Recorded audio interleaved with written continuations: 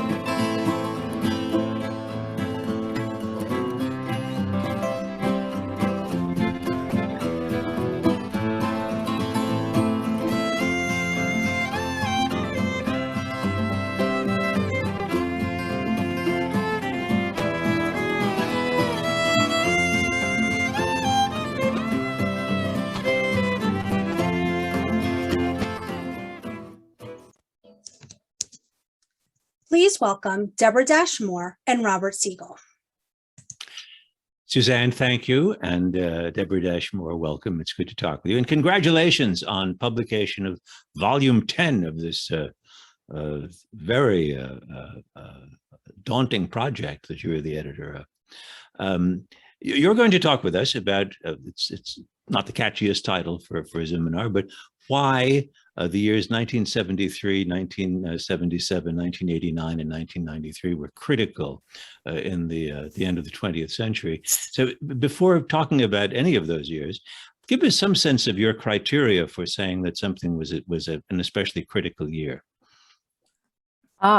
So one of the things that we were looking at was a year that had reverberations, not just, let's say, in Israel or the US, but also throughout much of the Jewish world.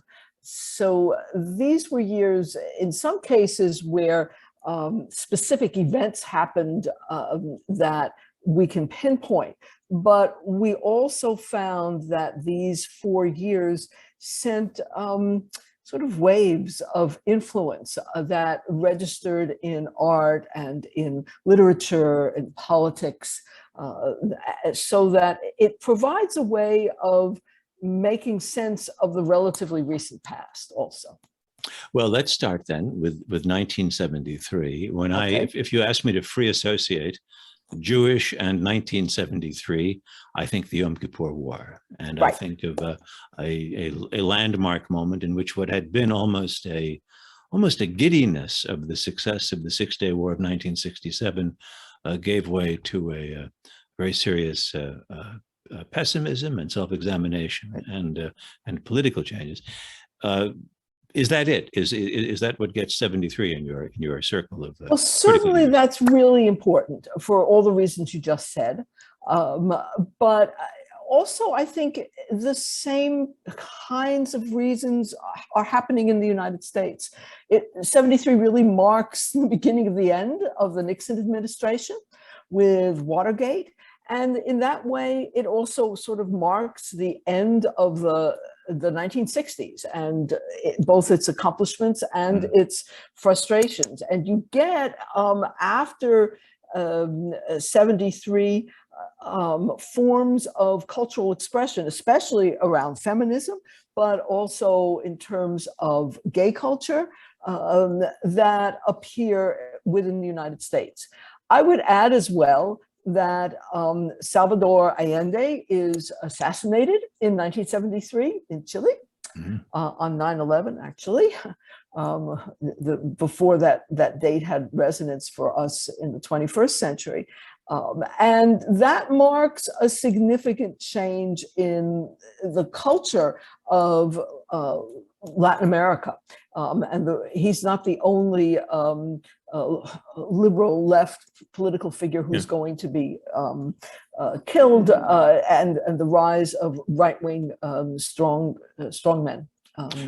We should add here, for those who are too young to recall or don't remember, that Salvador Allende was the elected leader of Chile, and he was a leftist, and there was a military coup that ousted him, and the United States was certainly somewhere between supportive and complicit in that coup.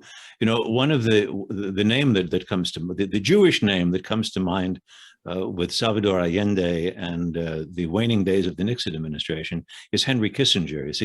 Does he figure at all in the work, in the book? It's a really good question. Do we have Kissinger? Offhand, I don't remember, but I can look it up. Yes, he's definitely a really interesting figure that way, especially contrasted with Golda Meir. And the two of them, both prominent Jewish figures with very different backgrounds, right? Golda Meir coming out of the United States, immigrant background, Zionist, goes, right?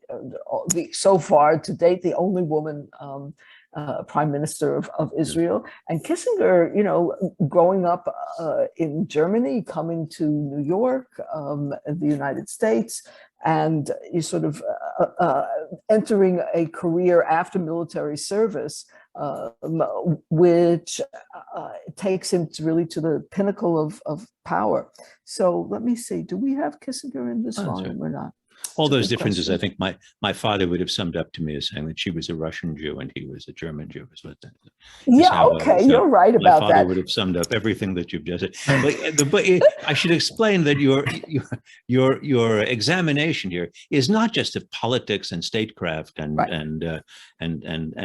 that kind of front page making history, but also the ramifications for the culture, and we can relate some of the images that you have in the book. That would be fun. Here's one from, this isn't 73, but from the following year, from 1974. This is I guess it's a photograph, I think, of Shadow and Synagogue. And tell me, if we looked at that image, is there something that says late 20th century to you, or could this have been from 1890 for that matter? No.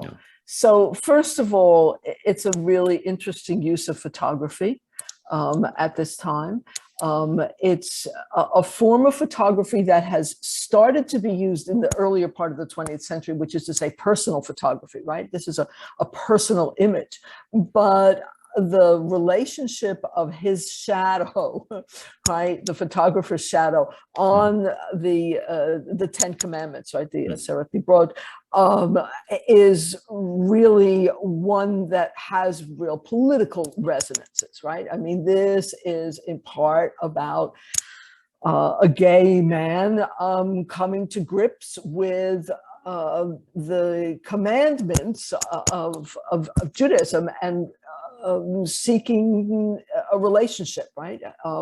It's not clear what that relationship will be, but I think it's a very powerful photograph. There's another image from 1974 that we have handy, which is called "The Eyes of the Nation," And I wonder what. Yeah. Whoops. So that's it. Yeah, that's Michal Naaman. She's a really one of the leading photographic artists in Israel. And that's what the sign says, you know, the eyes of the nation in Hebrew. It's a very clear response to the new mood that emerges in 1974 in Israel, one that questions the kind of heroism that had dominated certainly after the 67 war, and that asks about what the national purpose is, right? By placing this, you can see the fencing in the background, right? Which is a way of speaking about. So whose land is this? Right? How are we going to take responsibility here? I think again, it's a very clearly political use of photography, but it's also what photographers would call straight photograph. Right? She hasn't manipulated it. Right. Yeah. Oh, you've made a good case for 1973 and its echoes into 1974. The next year that you deem critical was 1977. So wait, can I just say, yes. Can you go back to the South African image? To Arthur Tress's photograph? No, not Arthur Tress, the one preceding. Oh, yes. This one. Okay, David Goldblatt. So, you know, she said to him, "You be the driver and I'll be the madam." And then they picked up the fender and posed.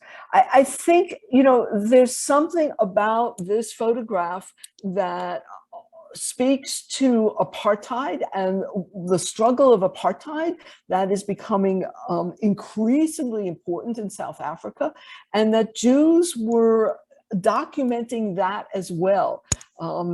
It's very different. So we have three very different kinds of photographs as part of Jewish culture and civilization that are responding to the new political mood that is emerging after 73. Okay. 1977.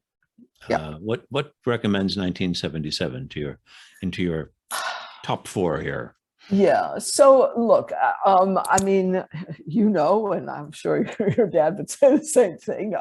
When Menachem Begin gets elected as head prime minister of Israel, this represents a radical change.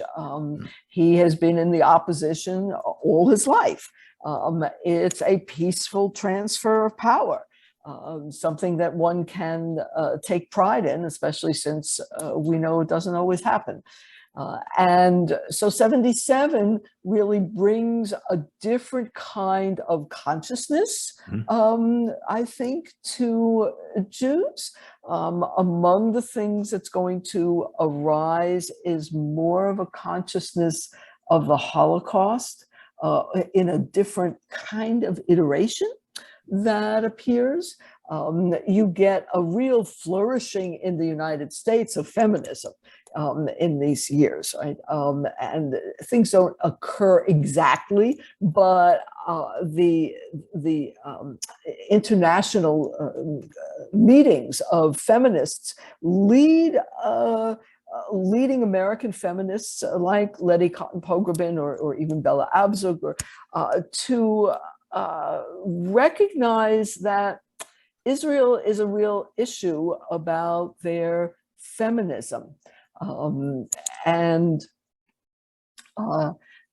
I think that's something that then leads to an awareness about anti-Semitism that had not previously been the case. Yeah.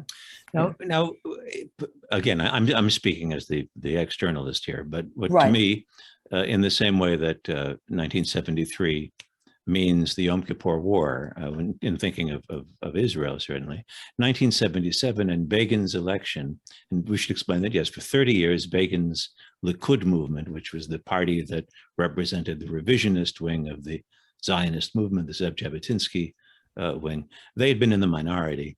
What put them into government was the abandonment of the labor movement that had ruled Israel to that point by the Eastern Jews, the Jews from North Africa and the Middle East, the Mizrahim, who had always felt sort of looked down upon by European Jews, and that they didn't have the connections that that helped one get by in bureaucratic Israeli life, and they had very little sentiment for socialism, which was epitomized by the labor movement and its kibbutzim.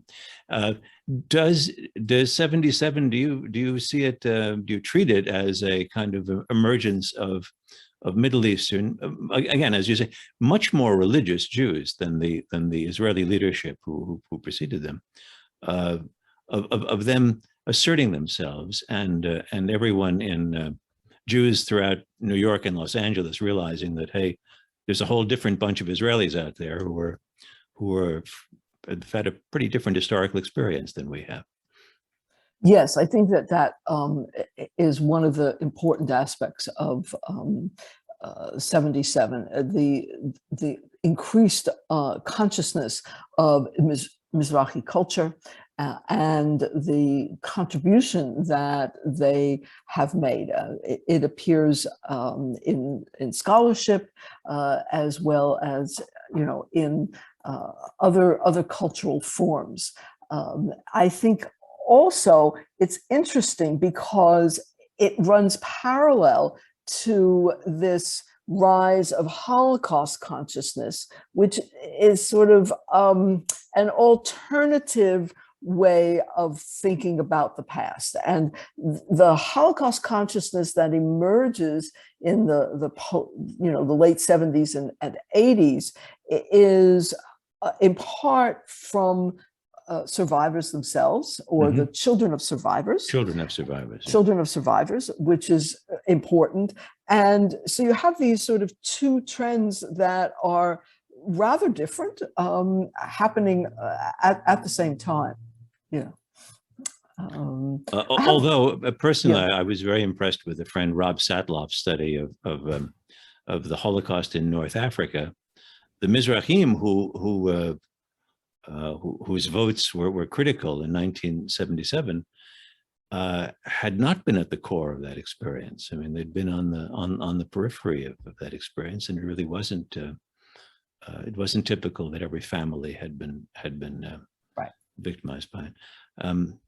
We have some images that followed 1977, at least chronologically, and I'd like you to explain how they relate in your sense. Lost Flowers, Mindy Wiesel. What do we have here? So, I mean, this is very much a work by the child of survivors, right? And someone who integrates, you can see a bit of Hebrew letters in it, working through the losses that she didn't personally experience, but that her family did, and seeking to turn that into forms of both art and memory. She's, I think, a very unusual artist, but she is a representative of a certain generation of survivors' kids who became creative individuals in the United States, and the varied ways in which they respond. It's not direct, it's indirect, it's subtle, it's right, but it's very much there. And in part, it's the title too that tells you this. I have to. You provoke so many memories in me, and I'm sure every reader of this book. But in '81, I was sent to cover both the re-election campaign, if you will, of Menachem Begin's Likud party, which they succeeded at, but also the first world gathering of Holocaust survivors. And among the survivors, there were people who were, I remember one conversation yelled across an area about which hotel in Cairo will you be staying at, because as long as they were coming to Jerusalem, for this reunion, they would, in this era of peace with Egypt, they were going to take in the pyramids too. And actually recorded the strangest conversation of an older man and woman remembering the hot water they were given that passed for soup in a concentration camp, and actually laughing about it. They were living people. They were survivors. The gathering of the second generation, the children of this, was totally different. It was full of anxiety and pain and trying to make sense of this. And for me, it was the first sense that the children of Holocaust survivors were going to play an important role in how we would deal with this. Yes, I think, you know, they come of age at this point, right? She was born in 47. Yeah, my year. We have another item from this period of time, which is a memorial to the murdered Jews of Europe in Berlin.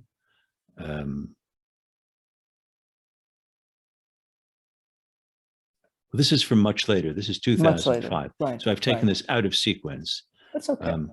On the other hand, I mean, this is one of the evolving themes of Jewish culture, is what to make of this calamity that the Jewish people underwent between the 1930s and 1940s, and it's not a simple story. I mean, there are many changes that take place. So in many ways, this really reflects the significance of the next year of that I think of as an important year, 1989, which is when the Berlin Wall comes down, which is when, you know, German reunification occurs, and Jews are really understandably nervous. What will a reunited Germany come to mean? And here in the heart of Berlin, in the capital, one of the things that it comes to mean is a memorial to the murdered Jews of Europe. I don't know if have you been there? Yes, yes. Yeah, okay. Yes, so I have also visited it, and it's a very powerful space, because while you're looking down, they don't look very large. When you're actually standing there, they are large. It's also a space that you can get lost in. It's not easy to find your way. And I must admit, when I was there, it was a space that kids played on, which I found somewhat disconcerting on the one hand, and on the other hand, that okay, this means it's becoming normalized, this history for these youngsters, as it were. So it's I think very important. There were politics obviously around devoting all this space to this memorial, but by now I don't think there's any question that it was the right thing to do.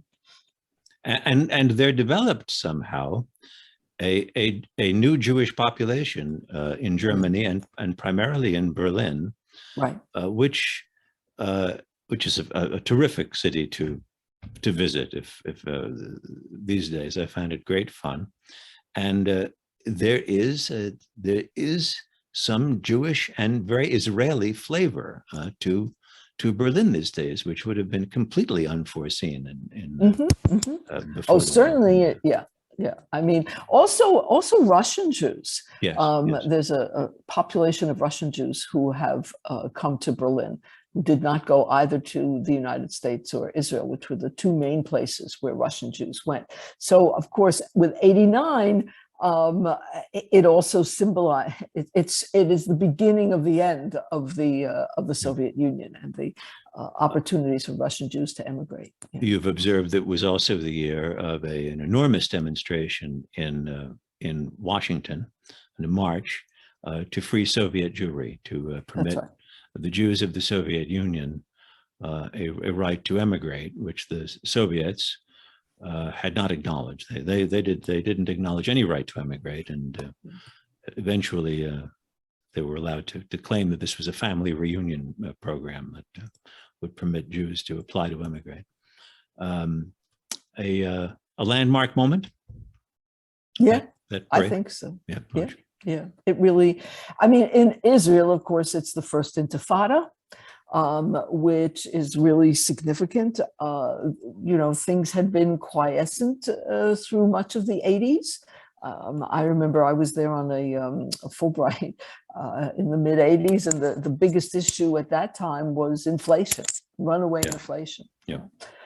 So things then shift radically with the first Palestinian Intifada and protests against the occupation of the West Bank and Gaza. Which leads us to the fourth year that you have Yes. you've set aside, 1993, which is the year when after the first Intifada, after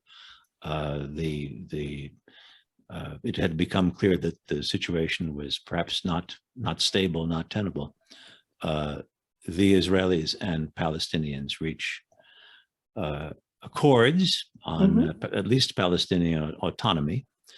And there's a moment of very great optimism about the prospects of a two-state solution. Yeah, which I think is great. The Oslo Accords, the handshake on the White House lawn, even more than peace with Egypt, which was another very powerful moment that Begin initiated. The Oslo Accords really provided a sense of tremendous hope, in part because of the people who signed them, right? That it was Rabin, and Rabin had been pretty, what should we say, firm in putting down the Intifada. 93 as well, I just, wanted to draw your attention to what happens in this volume of the Posen Library of Jewish Culture and Civilization is it's organized by genre, but within the genre categories, it's organized by year. So within the genre category of intellectual culture, 93 is a fascinating year. And you have, for example, Ruth Bader Ginsburg's remarks at being sworn in as a Chief Justice. You have Helen Suzman, who was an important figure in South Africa, a legislator, also reflecting on the situation. It's called in no uncertain terms. She writes, there is a piece that became very influential among scholars by Daniel and Jonathan Boyarin, brothers, it's called Diaspora. And it is a piece that affirms the significance of diaspora. So, you're getting the interplay of a variety of texts. And then you have Benjamin Harshav's Language in a Time of Revolution, which is, again, a more scholarly piece, but talking about the debates around Yiddish and Hebrew and which language conveys revolutionary fervor. And finally, there's an excerpt from a book by the American Benjamin Ginsberg called The Fatal Embrace, Jews in the State, which is very critical, more from the right, a very critical view of Jews, especially in diaspora, coming to embrace political power. So, there's an image. It's called The Last Village Mukhtar. Dir-el-Kassi, Elkosh. The Mukhtar is the mayor or the local leader of a. There we are. And this to me, coming after 1993, that makes a lot of sense to me. I can't imagine Israeli artists doing pieces about Palestinian town Mukhtars in 1956, let's say. Or even really in 1970. I mean, they're just there wasn't the consciousness of the history. There wasn't the consciousness of what had been lost, in addition to what was being built. And this is I think this is a very moving piece. Again, it uses a photograph, obviously not one that he took, because of mixed media, but putting the leaves together with that as a way of reminding one of life that continues and that has also been preserved, even as he is the last one. It's a way to memorialize. And this would have been done. This would have been done just as the glow of the Oslo Accords was giving way to the Second Intifada, and to that's right. To a really disastrous turn in Israeli-Palestinian relations. Let me ask a question about the project and some of the issues that would be that I think arise from a project of this sort, which is, first of all, the assumption of Jewish culture and civilization.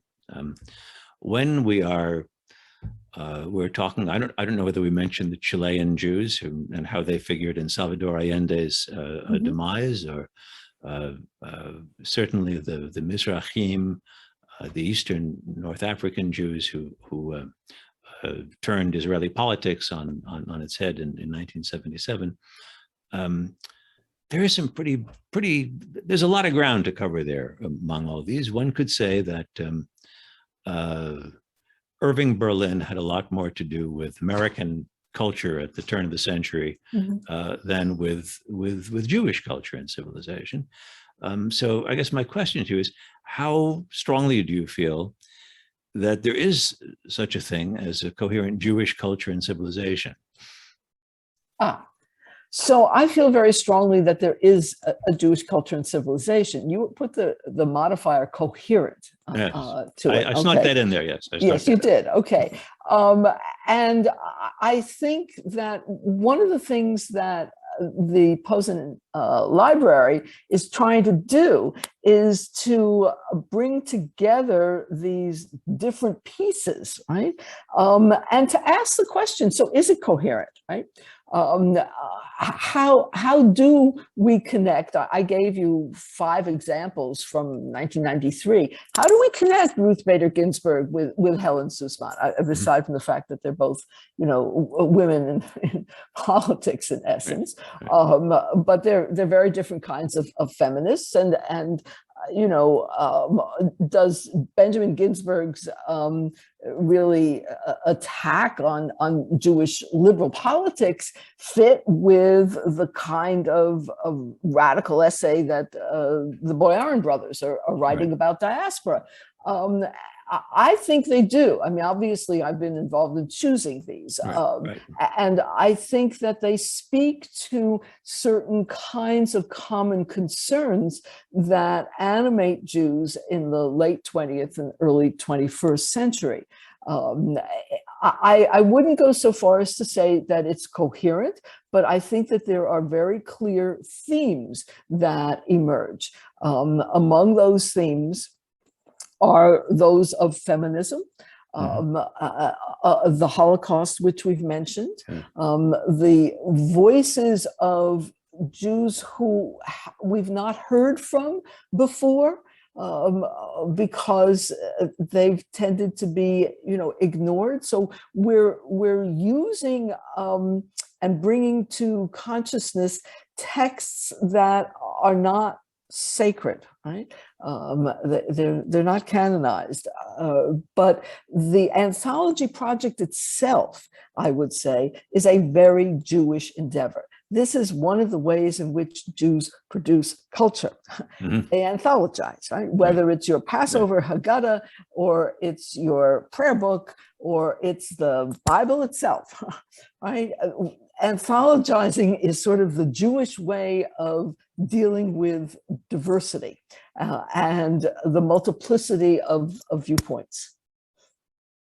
Which brings me to another question. When you say diversity, I think of a word that would have been used a lot less often in 1973, 1977, 1989, or 1993 than it is today, commonly used as a virtue. how do you find, as you're the editor-in-chief of the Posen Library, how would you say that this work is a work written from the perspective of several years into the 21st century? That is, are there writers? I mean, has Philip Roth been downgraded from where we might have been 20 years ago? Because this is an era when allegations or even documented misogyny makes a writer makes anyone less admired, whatever their their skill is. To what degree is this the point of view of 2020, 2021? So I would say it's definitely a 21st century point of view. And it's a point of view that, at least for when I was working on this particular volume with Nurit Gertz, both of us decided that we wanted to sort of err on the side of inclusivity.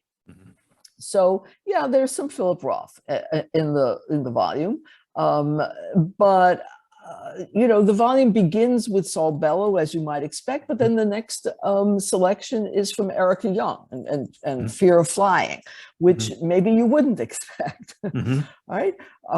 So we've tried to do a bit of both. I would say in my capacity as editor-in-chief that by and large, this is really true for the other volumes as well. So for example, in volume 6, which really opens up the modern period from 1750 to 1880, Elisheva Karlbach, who's the editor of that, chose to include, for example, a midwife's prayer. Well, we've not heard from midwives before, Jewish midwives. And so it's like, you know, aside from the ones in Egypt, right? Then we know about those midwives. But after them, we don't know. And so it's like bringing to consciousness a form of Jewish cultural practice that can then be embraced by people in 2020 or 2021.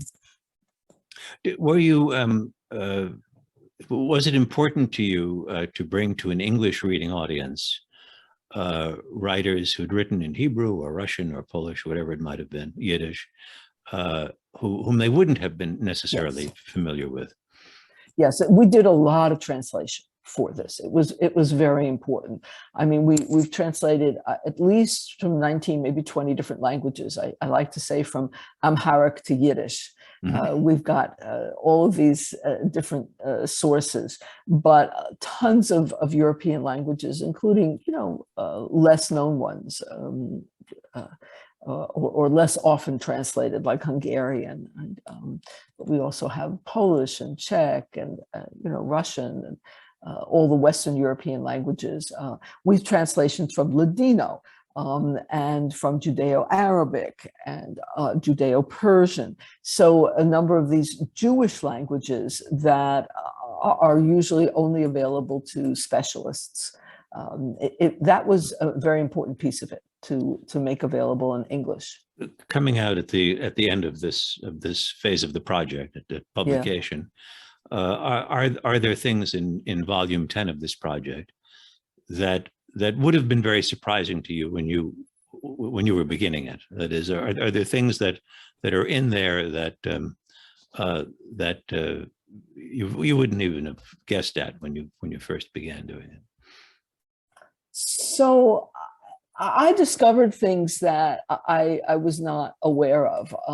And this included artists that I also didn't know. I mean, I thought I had a pretty good grasp, but you know, we had advisors who shared things.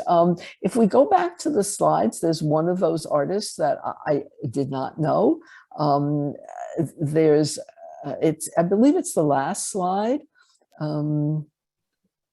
about walking in shoes. Oh yes, that's walking in Russia, right? Vidas, Simon or Simon? Yes. I think it's Simon. Yeah, Simon. So she's Canadian, but I was not aware of her work, and she mixes performance together with these kinds of installations, and I find this one really powerful for the echoes that it has. It echoes of Holocaust, echoes of pilgrimage, echoes. I mean, just, you know, the whole meaning that shoes and of motion that are that is suggested here from it. So that was a discovery that I really didn't know at all. Yeah. Another question for those of you who've been involved in compiling the Posen Library of Jewish Culture and Civilization is defining Jewish. Yes. That is, as the Pew study of American Jews told us earlier this year, a third of the people who identify as American Jews say not as a religion. That it's for other reasons, and certainly during the Great Migration of East European Jews to the United States, there were a lot of non-shul attending socialists who wrote in Yiddish and were clearly, by any reasonable definition, I would say they were Jewish. Today, their grandchildren or great-grandchildren in spirit don't have to write in Yiddish. They're writing in English. They're living a much more assimilated life. Where do your included thinkers, artists, writers, where's the line that makes them Jewish, or that sets them outside as people who, like a number of very good baseball players, have a Jewish grandfather? So this is a big subject that we debated a lot. Okay. And we ended up rejecting a kind of essentialist approach, right? I mean, it doesn't have to be in a Jewish language. It doesn't have to talk about Jews. That's okay. So what we ended up deciding to do is to look at not just who wrote it, but let's say who read it, how it was used, the cultural contexts of a work, because Jews can make culture Jewish in a variety of different ways, and that's in part what we were trying to get at in the volume. So it wasn't just about a Jew with socialist grandparents who's now writing in English. It was also who's reading what this person is writing, and sometimes what someone writes actually migrates from a secular text into a sacred one. We've noticed how, you know, certain poems get moved into a siddur, which is fascinating, and that they didn't start out as Jewish texts. They started out as personal poetry. So we tried to be sensitive to a variety of different ways in which Jews come to express Jewish culture. And it's, as I said, it's not just about who does the production of it. Right. It's also the reception. You remind me, perhaps it's what you're alluding to, but there was a poem, Atonement Days or Day of Atonement, by Anthony Hecht, that for a few decades was in the Reform High Holy Day liturgy, and it was always for me a high point when we got to it, about how well, I won't even try to recall the poem here, but it was a poem that was very much included. Is Debbie Friedman an important person in the era that you just closed? Yeah. I mean, so one of the problems with publishing something between covers is that music is really difficult. And we've not yet solved the problem on the website as well, but we hope to be able to make available musical examples. So at the moment, what we have are basically listings of music.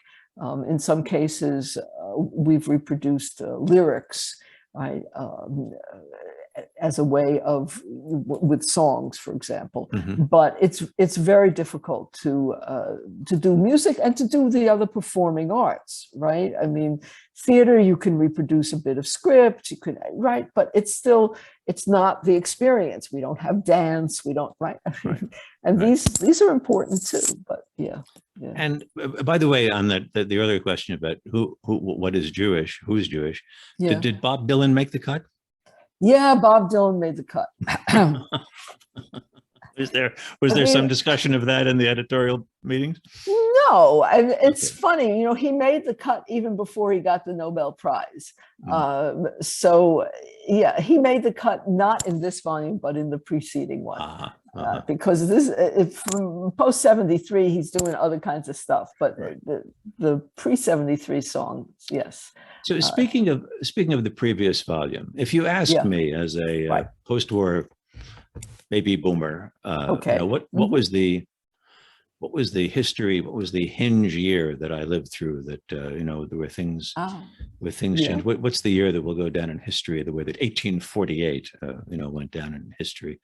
I would have picked 1968. I would have thought that was when the baby boom, my generation, rose up against the order of things in the United States, in Mexico In Europe, City, in yeah. Warsaw, in Paris, and something universal in that generation, or at least pervasive in that generation, was connected to changes and connected to things like Bob Dylan, frankly, Right.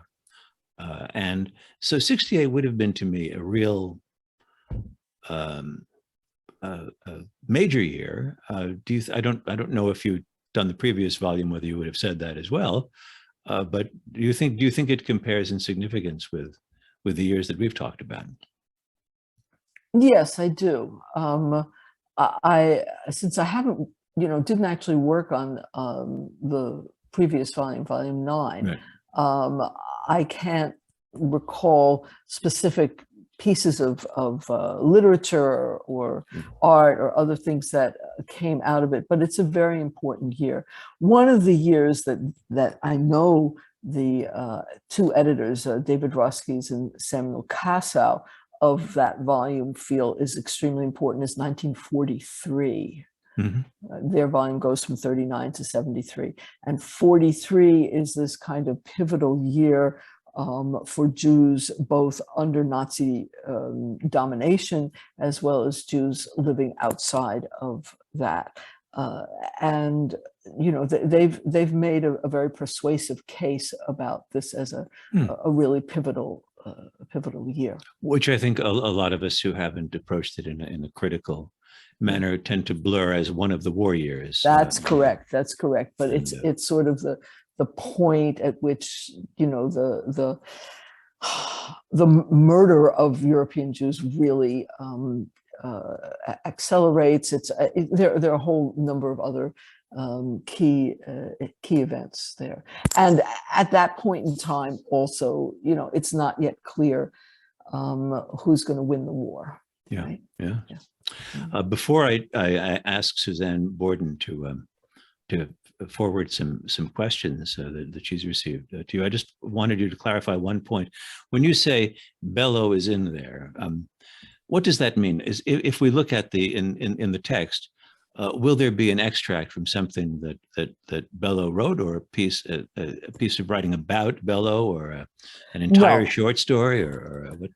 Okay, so all of these are extracts, the selections, and they're really designed to whet your appetite to go to the, with the exception of poems, right? We reproduce whole poems. But so Bello's book on Henderson, the Rain King, is the first one that came out in 73. And Bello, we also have selection from his memoirs and from the piece he wrote on To Jerusalem and Back. Yes. So yes. we have different voices of Bello, his fictional writing, but his memoir writing, but also his writing as in a more political, I guess, vein. Yeah. I would put in a personal vote for an early novel, The Victim, which to me is a great piece also about an American Jew. That Suzanne, would be in that earlier in the earlier volume. Yeah. Suzanne Borden, what would you like to know? Well, first of all, thank you both for that great conversation. Somebody would like to know, when you were talking about the Holocaust Memorial, where folks were just going and sitting down having coffee, this viewer says that they saw that as well when they visited. And do you think that it's simply been absorbed into the landscape, and do non-Jews have an awareness where they are and what those stones represent? And is it a problem if they don't?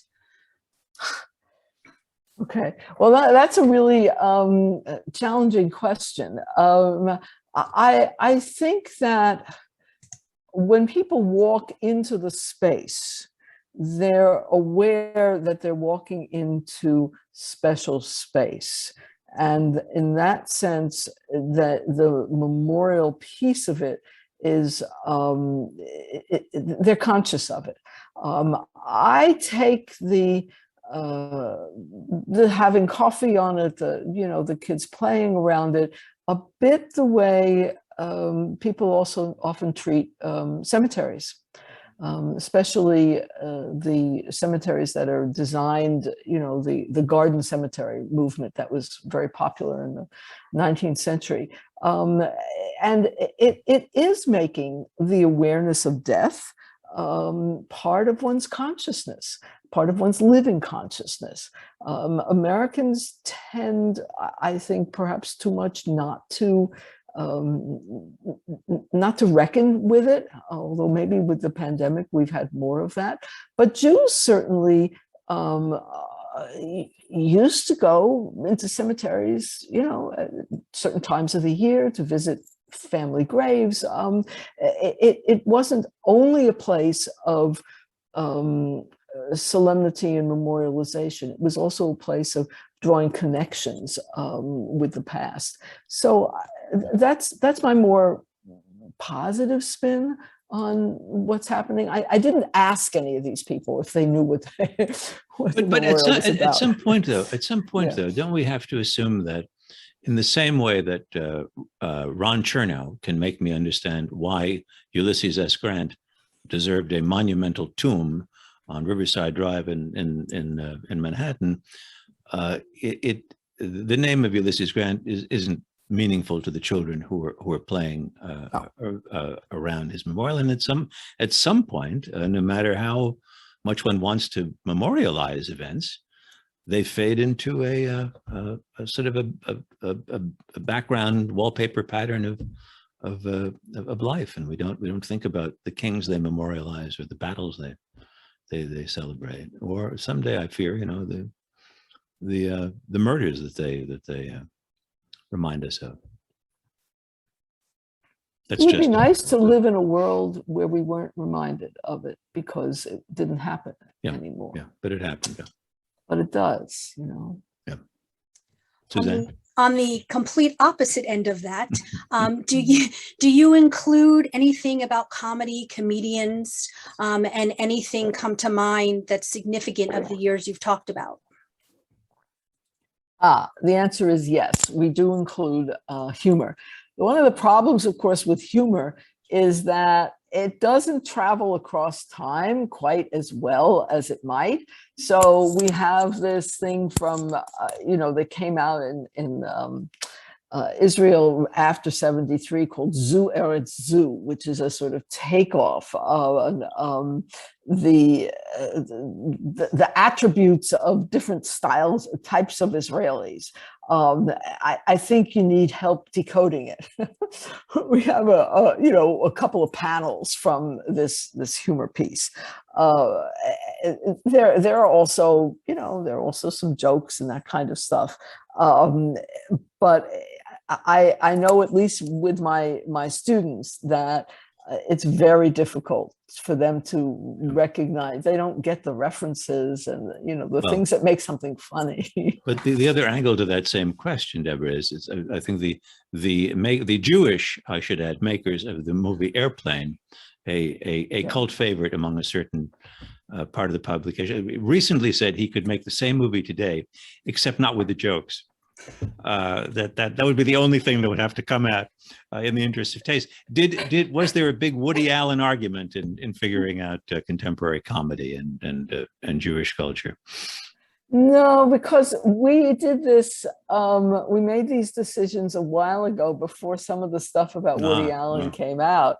I think we have the excerpt of his conversation with God, right? The one where he says, you know, I'm struggling to my business, and he says, put an alligator on the shirts, and he says, excuse me, God, right?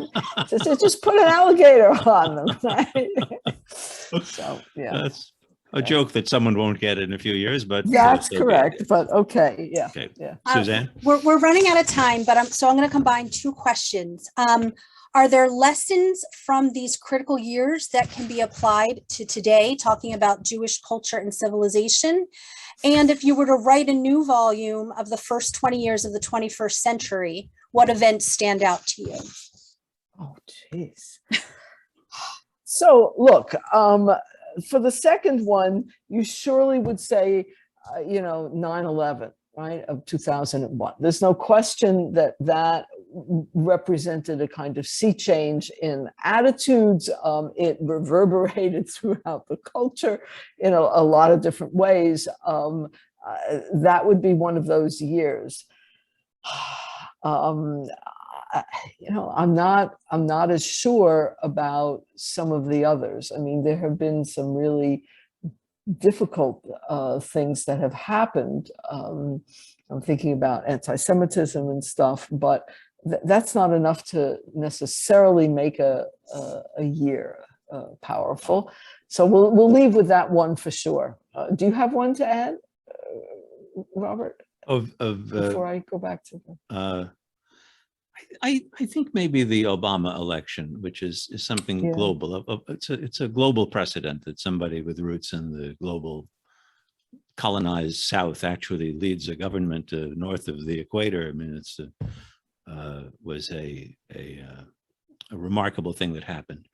Yeah, and I think changed our discussion of race to some extent.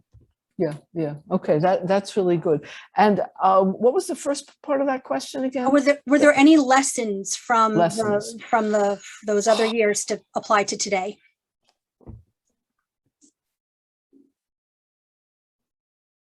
Well, that's really hard. I think that change keeps happening, and we're very fortunate that Jews continue to find means of inspiration in the world around them and produce ways of seeing that world that's very different as a result. So it's not exactly a lesson, but it is a kind of affirmation of the significance of change and the power of individual artists and writers to respond in ways that let us understand things in a very different light. And lastly, people want to know if there's a way for people to contribute stories to the Posen Library, things that may not be widely known even to your researchers. Well, if people are thinking about stories in the past, yes, at the moment, we don't have plans for a volume 11. So that contemporary stories, the answer would be no. We are still in the process of completing volumes 2, 3, and 4. that covers the rabbinic era, the medieval period, and the years from 1200 to 1500. And we're also still in the process of completing the years around the turn of the century, of the beginning of the 20th century, so from 1880 to 1918. But we've not made any decision about going beyond 2005. So it depends on the stories. But yeah, if there's stuff that maybe our scholars have missed, sure, you know. Great. Well, thank you both for this wonderful conversation. I want to remind everybody that you can go to theposenlibrary.com. I've put it both in the chat and the Q&A, and you can register for free, and then you can access all of this wonderful materials. We will send out a follow-up email later in the week that will also contain the links. I also encourage you to go to momentmag.com, and you can take a look at our symposium on the most critical years that we explored a few years ago. We'll include that link. And please register for next week's Zoominar, Oh, I Remember the Black Birch, a play, reading, and talk back. Again, Deborah, Robert, we thank you so much. I'm sorry we couldn't get to everybody's questions. Thank you all for coming, and we'll see you next time. Thank Bye-bye. you very much, Suzanne. Thank you. It was fun. Great. Yes. Bye. Thanks.